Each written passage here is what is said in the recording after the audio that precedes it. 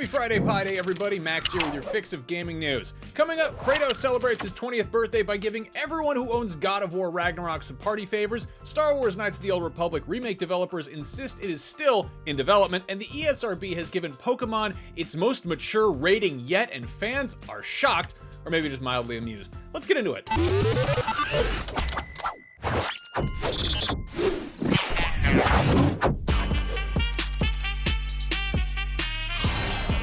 March 22nd, a week from tomorrow, will be the 20th anniversary of the release of the original God of War on PlayStation 2. To mark the occasion, Sony Santa Monica has revealed some new content coming to God of War Ragnarok, plus a few other ways it is celebrating 2 decades of Kratos and company. On next Thursday, March 20th, anyone who owns God of War Ragnarok will have access to the Dark Odyssey collection, a free update that includes a bunch of slick black and gold gear and cosmetics. Dark Odyssey was the working title for the series to begin with, and it was also the name of a black and gold color scheme you could unlock for Kratos by beating the original God of War 2 on God mode difficulty. Thankfully, that's not a requirement this time around, and with the update, everyone will get access to the Dark Odyssey appearance for Kratos, plus a Dark Odyssey armor set that includes a breastplate, bracers, and belt. Atreus and Freya will get a Dark Odyssey themed vestment and frock respectively, and you can also kit out Kratos' entire arsenal in black and gold. The appearance will be available for his Leviathan axe, Blades of Chaos, Draupnir's spear, their various knobs and handles, as well as half a dozen shields and a rune. The only catch is to edit the appearances of the weapons, they'll need to be fully leveled up. Outside of the game, there's also going to be an anniversary themed PlayStation Network avatar available for free, and an anniversary themed items added to the Steam Points shop for PC players. Leading up to God of War's 20th anniversary, there's also going to be a bunch of physical gear and merch going up for pre-order.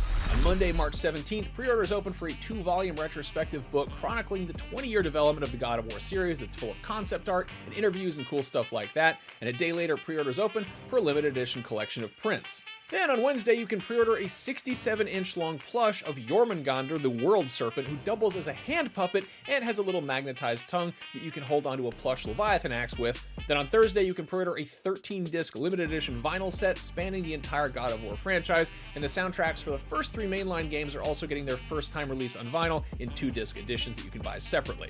On Friday, Fangamer's going to put up a bunch of new God of War t-shirts for pre-order, and if you happen to be in the LA area between March 15th and the 23rd, Gallery Nucleus will be hosting an exhibit featuring concept art and memorabilia from the past 20 years of games, plus new artwork celebrating the entire series from current and former Sony Santa Monica devs.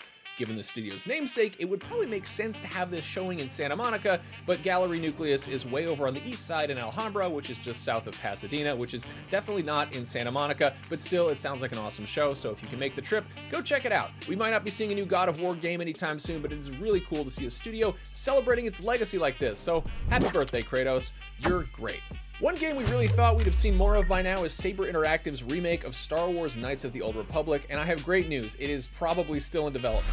Shortly after the news that Saber Interactive has begun development on a 3rd Warhammer 40k Space Marine game, which is awesome, Chief Creative Officer Tim Willits tweeted to reassure the studio's fans that everything else it's announced is still in development as well. He said, quote, "Saber Interactive is one of the largest independent developers in the world. We are working on numerous games across many different genres. Everything that we have talked about is still in development. We will share information on upcoming games when we have something cool to share." The KOTOR remake was announced way back in 2021 and has changed hands several times, with Saber taking the project with them after splitting off from Embracer. When asked for further comment, this Star Wars representative offered this statement.